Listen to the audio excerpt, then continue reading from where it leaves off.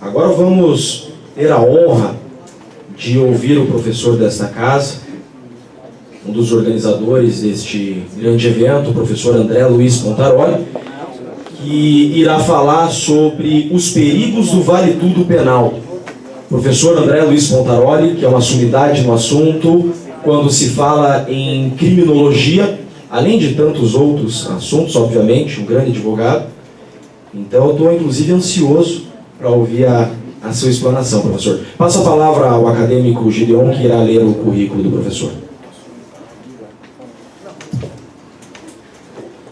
O professor André Luiz Pontaroli, professor em Direito Penal, Direito Processual Penal e Criminologia, especialista em Direito Criminal pela Faculdade de Direito de Curitiba, graduado em Direito pela Faculdade de Direito de Curitiba, advogado criminal, sócio do escritório Bretas Advogados, professor na Faculdade OPET de Direito, professor na Faculdade OPET e do curso de pós-graduação em Direito Penal e Processual Penal da ABD Const.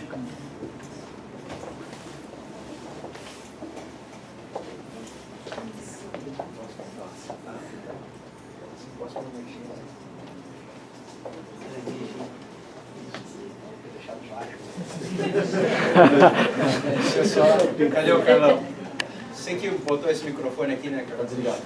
Professor Pontaroli, com o prazo regimental que ele irá criar agora.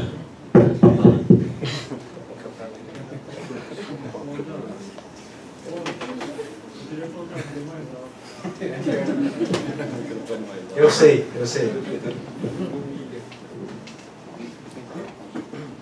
Boa noite, pessoal. É uma honra estar aqui com vocês. Tá? O Tracy falou como é bom ver rostos conhecidos, e para mim é uma alegria que acho que quase todos, pelo menos 95%, 96%, estou chutando um número, né, na verdade, mas mais de 90% das pessoas que estão aqui na plateia certamente eu conheço. E para garantir que eu conheceria todo mundo, eu trouxe o pessoal do meu escritório para palestrar. Assim, garante 100%, para tentar, na questão dos aplausos, acho importante, né, chegar e atingir o 100%. Mas parece nepotismo eu trazer o pessoal todo do escritório no mesmo dia que eu estou falando, sei que pode parecer, mas na verdade, e aí se eu estiver mentindo, o Haroldo me corrige ou o Carlos me corrige, né? Eu acho que uma das pessoas que mais estuda a responsabilidade penal da pessoa jurídica, não diria só em Curitiba, mas no Paraná, talvez no Brasil e na França, né? Isso também é o Tracy. Então não tinha como, poderíamos trazer outras pessoas, mas achei importante prestigiar. E o Bretas para falar de Tribunal do Júri, fui injusto na escolha? Não. Acredito que não. Fala por todo o Paraná, por todo o Brasil a respeito do tema, e acho que foi um nome bem escolhido. Mas só fazendo essa breve saudação, agradecer a todos que fizeram esse evento acontecer. No ano passado eu tive essa ideia, falei com o Haroldo, com o Carlos, por que a gente não faz um evento, por que a gente não cria um simpósio? Eu tive uma ideia meio megalomaníaca, né? Eu falei assim, vamos criar uma semana. Daí o Natal me falou, não, uma semana? Acho que não é razoável, né? Diminui um pouquinho. Eu falei, então 3 dias. Nós fizemos ano passado 3 manhãs e 3 noites, deu certo. Nesse ano a gente tentou enxugar um pouquinho, fez 2 manhãs, 2 noites, e a ideia do júri simulado na sequência, para dar continuidade. E eu presenciei, acompanhei todas as palestras, a gente está transmitindo ao vivo, tentando inovar, criar, trazer algo de novo, levar à sociedade aquilo que a gente está discorrendo aqui dentro. Então, tenho certeza que este evento já foi, está sendo, e certamente com a finalização do Adriano será um grande sucesso. Eu vou falar um pouquinho para vocês, como o Jeffrey colocou, eu gosto muito de criminologia, né? Eu dou aula de direito penal, faço uma ponta ali no processo penal, né? Eu trocadilho do nome aqui, mas o que eu gosto mesmo de falar e de discorrer, e meu objeto de estudo, minha grande paixão é a criminologia, né? A gente vai na dogmática, analisa, mas eu acho que a criminologia é aquilo que nos puxa realmente para o estudo, para a análise. Por isso eu tentei buscar um tema que conecta a criminologia com o direito penal, com o processo penal. Eu gosto muito do Saulo de Carvalho na sua exposição e no seu manual, no antimanual de criminologia, em que ele fala como é importante que nós tivéssemos o estudo conectado de direito penal, criminologia, processo penal, e nós estudamos tudo em separado, como se fossem coisas lá na separação, quando quiseram estabelecer tudo como ciência, né? A época lombrosiana, a época dos causalistas. Não, criminologia é uma coisa estanque, fechada, que tem que ser estudada aqui, com seus objetos de ciência. O direito penal é outra coisa que tem que ser estudado em separado, e o processo penal é uma terceira coisa. Não, está tudo conectado. Se eu desconecto da criminologia, eu não tenho fundamento. Se eu desconecto da criminologia, eu não tenho base alguma para construir uma dogmática que tenha lógica, que tenha sentido. Por isso, então só explicando, fazendo essa introdução do porquê escolher um tema que tenta interconectar as coisas. Vejam, senhores,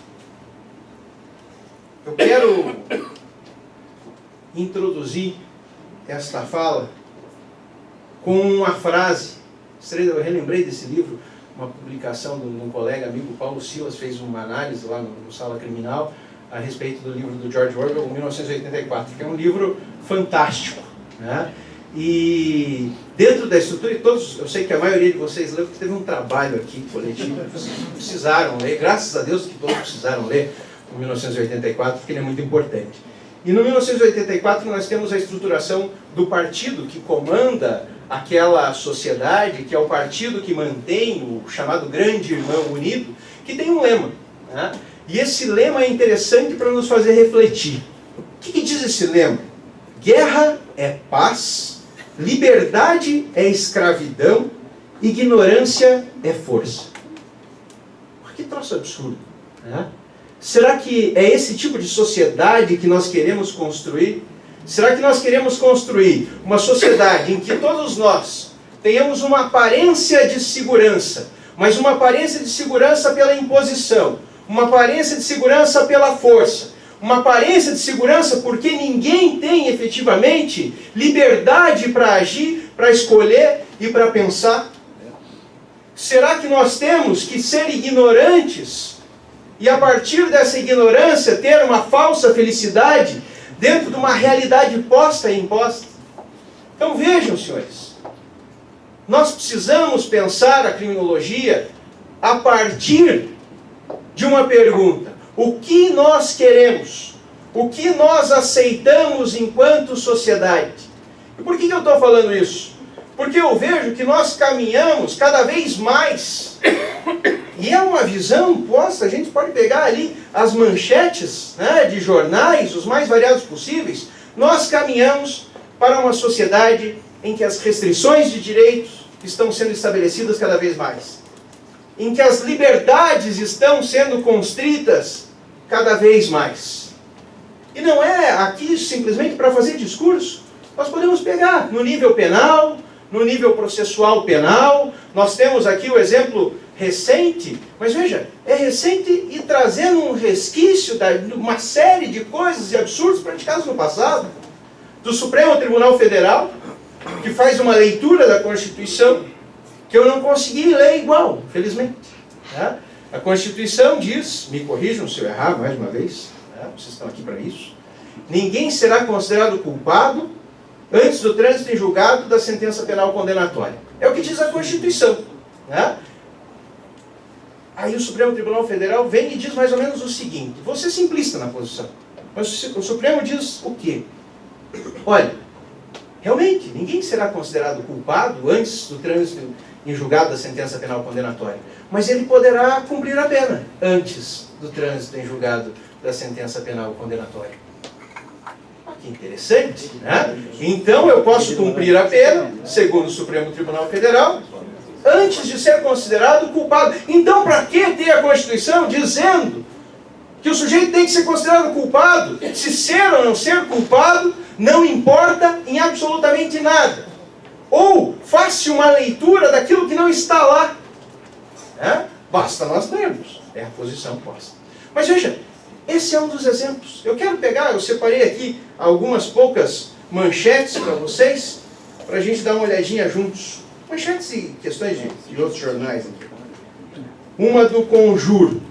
Desembargadora, fala do desembargador. Perdoa o advogado que vem aqui defender clientes. Discurso do desembargador em voto. O desembargador perdoa o advogado que está exercitando seu direito defensivo. O advogado vai lá para exercer a ampla defesa e, graças a Deus, né, porque o perdão é divino, graças a Deus, ele tem o perdão daquele desembargador posto. Quer dizer, a ampla defesa não é mais um direito constitucional. A ampla defesa é uma coisa que está lá, e veja o subjetivismo que você percebe a partir da fala do desembargador. O advogado está lá para atrapalhar. E como ele atrapalhou, realmente eu estou perdoando ele. Né? Ele pode fazer isso, ele tem o meu perdão. Mas a minha decisão favorável ele jamais vai ter. Né? Basta que eu tenha o perdão. E vamos adiante. Essa é do TRF4. Eu queria falar do Lava Jato, mas só um pouquinho. Né? Lava Jato não precisa seguir regras de casos comuns, decide TRF. O que é isso? Como assim regras de casos comuns? Regra não é regra, norma não é norma, lei não é lei. Se eu tenho limites constitucionais e legais, esses limites não precisam ser seguidos. Agora, porque eu crio discursivamente uma situação fora da curva, porque eu quero atingir, porque eu crio um discurso de que a corrupção é destrutiva, eu posso simplesmente rasgar a Constituição, eu posso simplesmente rasgar as leis? Quer dizer, como isso é grave? Regra é regra para todo caso. E não para aqueles que são escolhidos, porque senão, o professor Jacinto falou aqui, basta que eu pegue, e num caso eu escolha essas regras que acho interessante, para o outro caso eu escolho outras regras. Então, para que ter Constituição? Para que ter lei? Para que ter processo legislativo? Para que ter distribuição de poderes? Não é verdade? Mais algumas.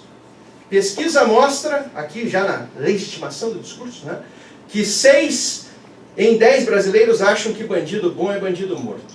Depois eu falo disso. Né? Vou falar disso agora, senão eu vou ficar falando muito e não entro onde eu tenho que entrar. Mas isso me choca.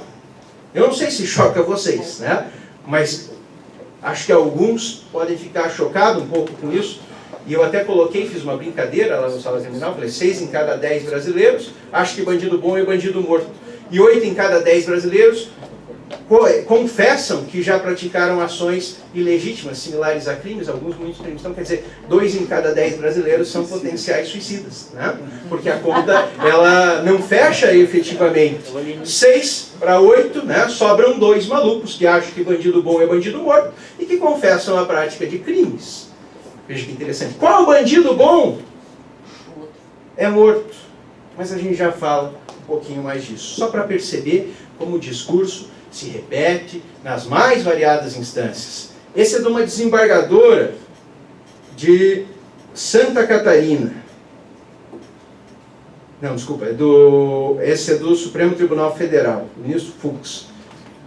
Ele diz o seguinte: ninguém consegue entender a seguinte equação. O cidadão tem a denúncia recebida, ele é condenado em primeiro grau, ele é condenado no juízo da acusação, ele é condenado no STJ, e ingressa presumidamente inocente no Supremo Tribunal Federal. Isso não corresponde à expectativa da sociedade em relação ao que seja a presunção de inocência. A presunção de inocência não é mais o que está na Constituição, é aquilo que a expectativa da sociedade propõe. É aquilo que a sociedade espera que seja a presunção de inocência. É aquilo que aqueles 6 em cada 10, né, vão me dizer o que é presunção de inocência. Vamos além.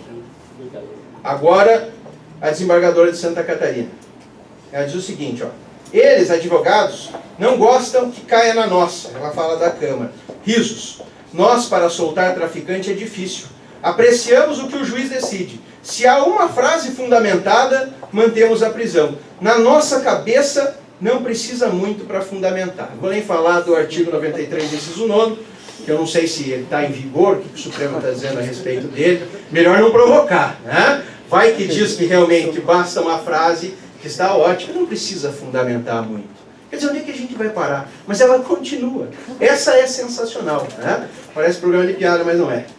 tínhamos um desembargador ali que começou a soltar traficante. Então nós mexemos uns pauzinhos e ele pediu remoção para outro lugar. O cara está lá trabalhando. Veja bem, e aí ele dá decisões, acredito que fundamentadas, porque os outros ali, ao que parece, não as dão, né? E aquelas decisões fundamentadas incomodam, porque são absolutórias. Então eu pego e tiro o cara que está incomodando, né? Tiro o cara que está absolvendo. Quer dizer, o que é isso? Né? Onde é que nós vamos chegar? Onde é que nós vamos parar? E o porquê isso? E aí eu volto lá no 6 em 10.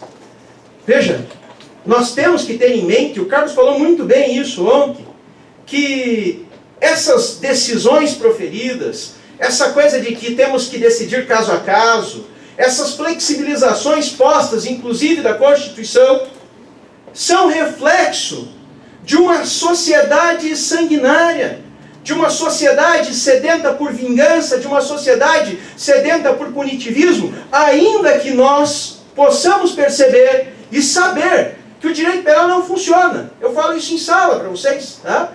O direito penal não funciona. Basta eu ver as funções da pena. Neutralização, o cara liga de dentro da cadeia e manda matar. Ressocialização, não vou nem falar de ressocialização porque não precisa. Né? O Carlos até comentou, basta você ir lá, ver como é que é dentro de um presídio, para saber se o sujeito vai sair de lá ressocializado ou não. Então quer dizer, quando eu tenho as funções da pena, eu vejo, não funciona. E não funciona num nível maior, porque se eu tenho por expectativa sobre o direito penal, que ele pacifique a sociedade, que ele evite a criminalidade, que ele combata o crime, realmente, isso não acontece. Aquele velho discurso, né? Vamos ampliar as penas e nós vamos conseguir melhores resultados, nunca funcionou e nunca funciona. Às vezes se clama por pena de morte, né? Aí eu gosto de estudar essa questão das drogas, vocês brincam com esse negócio, né? Mas eu gosto, realmente, eu gosto muito de estudar, né? A questão das drogas. Já confessei que do álcool eu realmente gosto e não tenho por que omitir. Não sou alcoólatra, né? Mas eu deixo aqui o registro. Veja, eu gosto de estudar a questão das drogas. Eu tenho uma proposta ideológica no sentido de descriminalização, legalização das drogas. Mas veja, busquemos fazer comparativos. Uma vez eu vi alguém falando, pô, tinha que ter pena de morte para traficante. Se tivesse pena de morte para traficante, não teria viciado, dependente químico, o problema estaria resolvido. Vai para a China, né? O país que mais mata traficante, porque lá tem pena de morte. É o país que nos últimos anos mais teve crescimento de dependentes químicos. Aumentou em 30 vezes. Adianta eu aumentar, eu ampliar? E veja, o que eu estou querendo conectar aqui? Eu estou dizendo, direito penal não funciona. As pessoas sabem ou fingem que não sabem que o direito penal não funciona. E não preciso falar do estudante, eu estou falando do leigo também. Ou sabe ou finge que não sabe que o direito penal não funciona. E mesmo assim, clama-se por uma maior punição, por um maior punitivismo, aplaudem-se decisões como esta proferida pelo Supremo Tribunal Federal. E eu preciso entender o porquê. Eu preciso tentar ir na raiz do problema para tentar me afastar disso, para tentar dialogar com a sociedade, para que se veja onde está efetivamente o erro grave dessa composição de ideias. E se a gente puxar um pouquinho, quanto tempo já foi? Eu que organizei, tá valendo? Deixa quando vocês vão ver. Baixar o Flávio Antônio Cruz aqui, aí vamos ver onde é que nós vamos parar. Né? Professor Flávio, todo respeito, é uma questão temporal, né? Vossa Excelência aqui, pode falar quanto quiser quando vier na OPET. Então vamos voltando. Brincadeira. Esse negócio de gravação às vezes tem que ser uns lados perigosos. Mas tá, eu tenho que tentar entender o problema. O problema é extremamente complexo ao meu ver. Por quê? Porque ele é cíclico, ele é fechado, ele se retroalimenta. Onde que ele começa? Onde nasce o direito penal? E como é que nasce o direito penal? Nasce como direito, nasce como contrato social. Não é verdade? E por que eu tenho contrato social? Vamos pegar especificamente a concepção hobbesiana de homem, Leviatã. O homem é o lobo do homem. E o homem não é bonzinho. Nós não somos bonzinhos. Né? Eu não acredito nisso como pensava o Rousseau. Nós gostamos, muitas vezes, de nós mesmos.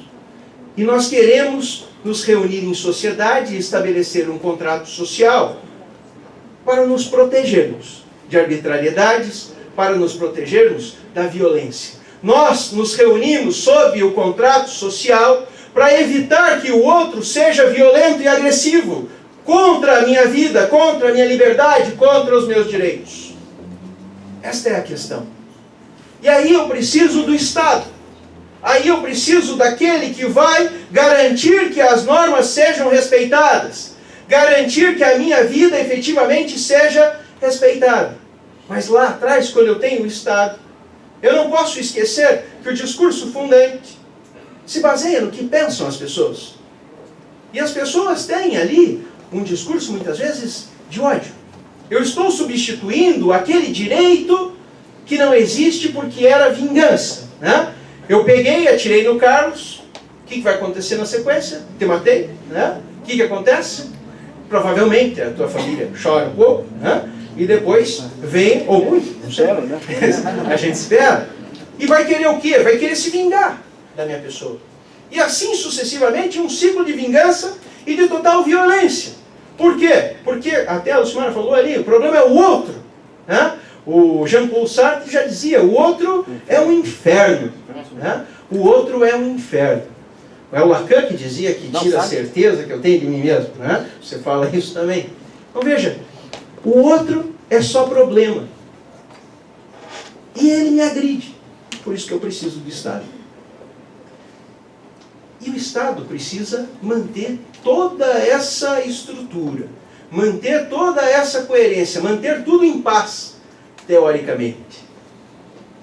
Só que, quando nós falamos em Estado, nós falamos em poder. Tá?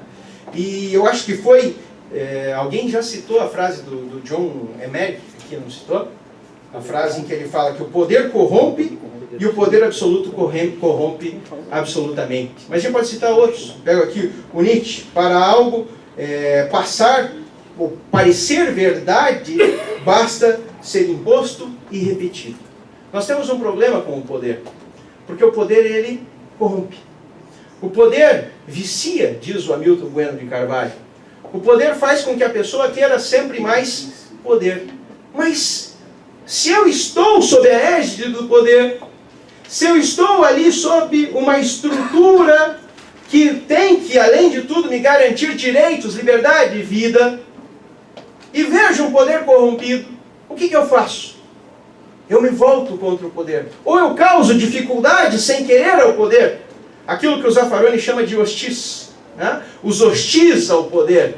Aqueles que se voltam, aqueles que causam dificuldade para que o poder seja exercido. E aí que nasce a ideia do discurso penal do inimigo. Né? Que os discursos penais criados se voltam não para garantir isso que a gente chama de pacificação social. Isso é um discurso posto, esclarecido, aquela ideia de proteção de bens jurídicos que a gente tanto fala na dogmática, e às vezes até a dogmática é deixada de lado porque os bens jurídicos não são claros como deveriam ser. Mas sem adentrar a dogmática e dizendo, existe um discurso escondido sob as funções do direito penal. O direito penal, ele visa, sim, combater e segregar determinadas pessoas, aqueles postos como inimigos. Isso a gente visualiza historicamente, né? Começando de volta pela questão das drogas. É a última vez que eu falo. Né? Veja, eu peguei algumas frases históricas aqui para citar. Uma delas diz o seguinte: o abuso do uso de drogas é o inimigo número 1 da nossa nação. Quem disse essa frase foi Richard Nixon. Em 1969, salvo engano. A partir daí o cara começou uma guerra, não dentro da sua nação, tão somente, mas uma guerra mundial contra as drogas, para combater as drogas. E isso teve um efeito deletério. O Carlos mostrou ontem o sistema penal não só do Brasil, do mundo todo. Nos Estados Unidos nós temos uma população carcerária hoje de 2.300.000 pessoas. Está naquela série que eu recomendo para vocês assistirem, a 13ª emenda. Começou lá atrás com Nixon com 600.000. São 2.300.000 pessoas encarceradas. No Brasil, nós já temos uma população carcerária de 600 e tantos mil, com um déficit de 230.000 vagas. 25%, um quarto, é de usuários não, de pessoas envolvidas com droga, de traficantes, né? Que às vezes é a mesma coisa, porque 60% foi preso com menos de 100 gramas, né? 60% foi preso com menos de 100 gramas. Os traficantes, os pequenos, né? Os pequenininhos, que retroalimentam o sistema. Quer dizer, será que boa parte dessa conexão das drogas, desse discurso, porque é o inimigo, né, não acarreta uma série de problemas que nós temos hoje? Para quê? Para proteger a pessoa dela própria? Para fazer com que a pessoa se defenda do quê? Né? Para escolher por ela, olha, fulano, Adriano Colli, você não pode usar drogas. Estou te proibindo, estou te criminalizando. E você, Natal, se você entregar droga para ele, aí o bicho vai pegar. Por quê? Porque essa não é mais uma escolha dele. É uma escolha do Estado. Por quê? Porque eu escolhi ele como inimigo. Eu pus no discurso ele como inimigo. Mas vamos adiante. Né? Vamos ver os outros inimigos. Vamos ver um dos mais antigos. E eu acho que eu vou conseguir, pelo menos de metade da plateia, o apoio agora, né? Se não tinha antes. A mulher como inimigo. É o cara que falou. Entendeu? Deixar claro aqui para ninguém vai fazer corte, que é o cara que falou. Que outra coisa é a mulher, senão um inimigo da amizade, um castigo inevitável, um mal necessário. Eu parei de ler o resto, estava muito pesado. Né? Quem disse isso foram dois caras, Kramer e Sprenger. Né? Num livrinho que o professor Carlos mencionou ontem, o Maleus Maleficar, o Código de Processo da Inquisição. Código de Processo feito para atingir as mulheres. Sabe por quê? Porque os caras não tinham conhecimento, não sabiam de nada, não tinham televisão, não tinham internet, não tinham transmissão ao vivo. Né? E aí, eles não sabiam explicar por que certas coisas aconteciam.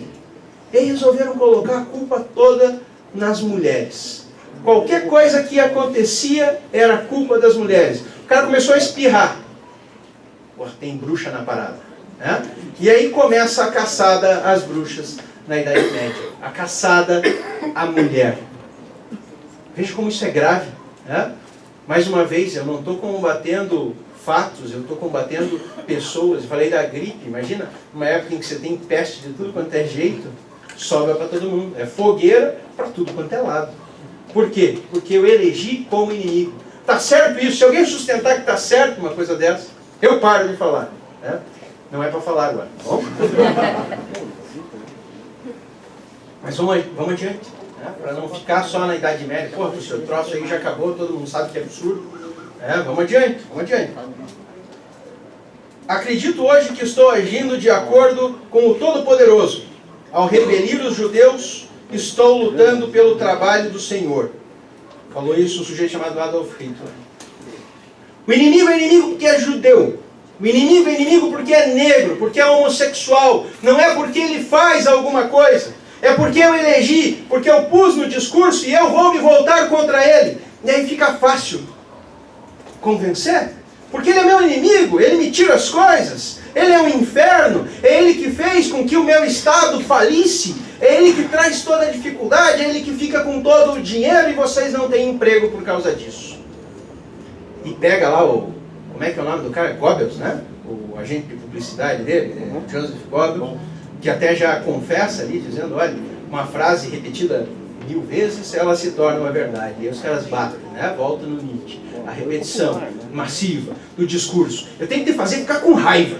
Né? Eu tenho que fazer se revoltar. Eu tenho que criar aquilo que o Ulrich Beck chama de sociedade do risco. Nós todos temos medo. E esse medo é constante. E é um medo do inimigo que pode me atacar. Nós saímos na rua com medo, com pavor das coisas. E aí eu preciso de um Estado que me defenda, mas não que me defenda contra mim mesmo. Um Estado que me defenda contra o outro. E por isso, esses discursos fazem tanto sentido. Quando eu estou no papel que não é o outro, para mim fica muito bom, fica muito cômodo, fica muito fácil. Tá? Mais alguns pequenos exemplos. Outro filósofo, né? O George Bush Filho. Em algumas de suas frases ele diz o seguinte, eu juntei duas delas, sobre o 11 de setembro. Uma batalha monumental do bem contra o mal. É o He-Man contra o esqueleto, né? No determinado momento histórico era a Rússia, agora é o terror. O que é pior, porque é uma figura que eu não consigo saber quem é, que eu não consigo pré-identificar e que pode ser qualquer um. Só pegar aquela nossa lei antiterror, qualquer um se enquadra no conceito de terrorista. Eu, com essas coisas que eu estou falando aqui, já era, né? Ainda mais para uma plateia cheia. Eu posso me enquadrar. Por quê? Porque é aberto. Se eu escolho quem é terrorista, basta que eu identifique. Fale, olha, é você. O Paulo é um outro terrorista, pelas coisas que ele escreve. E ele termina numa outra frase dizendo, não faremos nenhuma distinção entre os terroristas que cometeram esses ataques, falando do 11 de setembro, e aqueles que os auxiliaram. Ah, que legal. Né? Auxílio de que forma? Um auxílio moral? Porra, joia, vai lá e faz. Ou o quê? Auxiliou no quê? No pensamento, na ideologia, na ideia posta? Contra quem eu efetivamente vou me voltar? Nós temos essa lei do terrorismo e veja, nós importamos um problema sensacional. Nas Olimpíadas, nós trouxemos terroristas. Não teve ataque nenhum, não teve nada, nós nunca tivemos um ataque terrorista, mas agora nós temos uma lei efetiva de combate ao terrorismo. E os caras estavam loucos para aplicar aquela lei. E aí encontraram uma piazada que estava trocando mensagem no WhatsApp e postando vídeo de decapitação. Deixa a barba aqui, ó. Né? Postando vídeo no Facebook, coisa e tal, e os caras falando, né? Pô, gente, bacana, a gente podia fazer alguma coisa, fazer um fervo durante as Olimpíadas, mas não sabemos exatamente como. Acho que é bom a gente treinar artes marciais. Tá no discurso do ministro da Justiça. Ou que tal se a gente fizer treino de tiro? O cara vai lá no stand, no óleo, ali, não sei lá onde, e treina tiro. Esse é o nosso terrorista. E os caras foram presos. Sabe por quê? Porque com base nesse discurso do terror, do medo, do pavor, da sociedade de risco, agora pode-se punir atos preparatórios. Ainda que esses atos preparatórios não constituam crimes. E trocar mensagem no WhatsApp é mensagem, é ato preparatório. O cara mandou um e-mail para uma loja no Paraguai para perguntar como é que compra uma arma. Pô, que baita terrorista, né? Ele manda por e-mail ainda a tentativa de cobrança da arma. Tudo com base no discurso. Aí vocês vão falar assim, tá, professor, porra, que discurso velho, que coisa que está no passado, essa ideia do rótulo, agora acabamos com isso, agora nós prendemos os corruptos, agora a lei é com relação a todos, vale para todo mundo é igual. Será? Realmente? Será que eu não tenho mais um inimigo associado, jogado ali? O inimigo nem sempre é para baixo, às vezes o inimigo é para cima. Né? Pega a época da Revolução Industrial, Zaffaroni fala disso. Eu vou combater as duas classes, a que está acima e a que está embaixo. E aí a burguesia toma o poder. Será que eu não tenho uma possibilidade de estar estabelecendo um discurso que daqui a pouco alguém vai usurpar? Pode até ser feito de boa fé, pode ser posto como uma ideologia, como uma boa intenção, mas se eu tenho a justa visão, historicamente posta, de que certamente alguém se apropriará desse discurso. E o corrupto será sempre o outro, ainda que eu também seja corrupto. Né? Ainda que eu seja corrupto, mas se eu sou detentor do poder, ou se momentaneamente ele está em minhas mãos, eu posso combater, aparentemente, atingir alguns, mas manter. E de que forma isso beneficia? De que forma isso traz igualdade no nível social? Percebe? Nenhuma. Posso ir, vai de novo, vamos todo mundo. Vocês acham que está meio a meio, né? Lá na cadeia, umas cadeias lotadas ali, Vamos lá para Piraquara, vai ter 50% de políticos corruptos, né? E 50% daquela população mais pobre, que não tem o dinheiro para pagar advogado, formada por muitos negros. Essa 13ª emenda é muito interessante, que expõe muito como os Estados Unidos utilizou do direito penal como um subterfúgio para não colapsar após a abolição da escravatura. Vejam isso, é interessante. Então, quer dizer, será mesmo?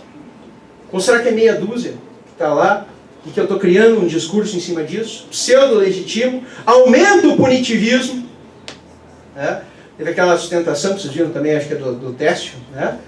Que ele fala, pô, não é porque eu estou aí atingindo uma meia dúzia de políticos, de ricos, de poderosos, que eu vou sonegar direitos, que eu vou flexibilizar a Constituição, porque não são eles que vão ser atingidos. É aquela mesma população posta como inimigos do poder. É o cara que furta. Eu vi, você deve ter visto também na estatística, que 20 mil pessoas estão presas no Brasil por furto simples. Furto simples, não tem violência, não tem nada, a pena é de 1 a 4 anos. 20 mil pessoas. Não tem 100 pessoas presas por crime contra a ordem tributária, que a pena é de 2 a 5. Quem é que eu quero atingir? Porque veja, nós estamos falando além de criminalização primária, na criminalização secundária. Por que eu estou atingindo o cara que furta? Porque ele vem pegar o meu negócio.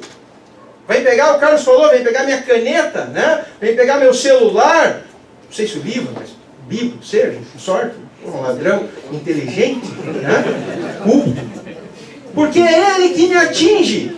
E quem pratica determinados crimes, como o contra a ordem tributária, ou esses crimes de granfino, né? Posso até estar mais ou menos, não, granfino não, né? Mas será que não é a gente? Será que não somos hipócritas muitas vezes?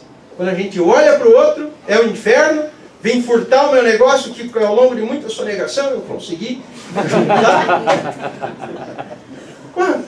E aí eu quero destruir os direitos dos outros. Mas pensem, e aí que eu entro com a ideia do convencimento, a mudança. Nós seguimos, como diz o Zaffaroni, um período primeiro de ordalhas, né? A ideia da disputa para resolver os problemas. Eu sou inspirado por Deus, se eu ganho a disputa, é bem Game of Thrones mesmo. Game of Thrones também é bacana, que pega umas inspirações boas. Mas se eu ganho a disputa é porque eu estou inspirado por Deus e a verdade está comigo. É sempre a verdade, né? Essa verdade maldita que foi tão criticada aqui. Depois muda-se para a Inquisição. A Inquisição. E aí eu tenho que extrair a verdade. Vale tudo para extrair a verdade. Vale qualquer coisa. Vale a tortura. Vale o que eu quiser fazer. Por quê? Porque o inimigo todo mundo já aceitou e eu posso fazer com ele o que eu quiser. Será que já superamos essa fase? Por mais que se dê uma roupagem democrática para as coisas, acho que não. O Zaffaroni fala que nós temos que mudar para o diálogo. Nós temos que se pôr na posição do outro. Nós temos que compreender o outro como um ente, um sujeito de direitos como nós. E respeitar o outro enquanto pessoa. Eu não tenho que extrair dele de dentro dele a verdade. Eu tenho que compor. Ele fala que muitas vezes sonegou-se a vítima da relação processual, né? Eu tiro a vítima. Hoje em dia nós já temos um pensamento avançando no sentido da justiça restaurativa, no sentido de trazer de volta a vítima. Por quê? Porque é o Estado, e não necessariamente a vítima, que cria a figura do inimigo. Será que eu não tenho que compor?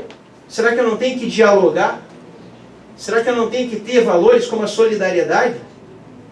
Valores como a misericórdia? Será que não é isso? A partir do momento em que eu compreendo o outro, entendo o outro e componho com ele, ao invés de querer me vingar, aí sim eu legitimo a figura do Estado. E não por uma arbitrariedade de imposição de poder. Quando eu aceito esse extrapolar de decisões, quando eu aceito essa sonegação de garantias, eu estou sonegando a mim mesmo. Porque amanhã ou depois, isso basta escolher. Basta alguém que tenha o poder e a possibilidade de te colocar lá, na posição de inimigo, que ele vai fazê-lo. E você vai ser eleito como numa seleção especial daquele momento Porque todos nós, isso já foi dito aqui, todos nós cometemos crimes pequenos ou grandes. Mas se alguém quiser fazer uma devassa na tua vida, uma limpa na tua vida, ele vai pegar aquilo que é pequeno e vai transformar em grande. E aí eu vou ser vítima do sistema. Mas daí é tarde demais. Aí não tem volta. Aí não tem o que fazer. Nós precisamos pensar no novo. Nós precisamos mudar. E eu comecei com uma frase, eu quero terminar com uma frase. Uma outra pessoa. Diz o seguinte: o que é o inimigo? Eu mesmo, minha ignorância, meu apego, meus ódios. Aí está realmente o inimigo. Quem disse isso foi Dalai Lama. Obrigado.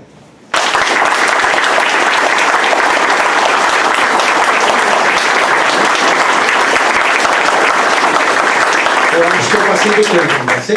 Não?